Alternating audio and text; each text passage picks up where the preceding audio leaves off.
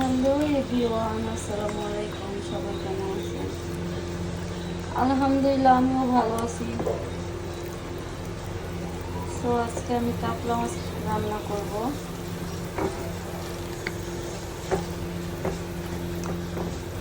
আলু আর পটল দিয়ে। তো দেখুন, আমার সাথেই থাকুন।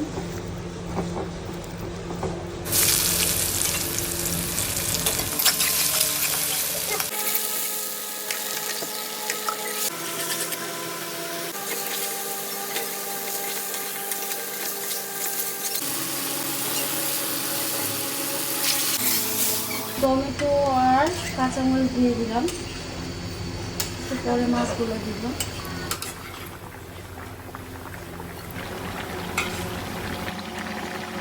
তো হ্যালো এভরিওয়ান, দেখুন আমার তরকারিটা রান্না হয়ে গেছে।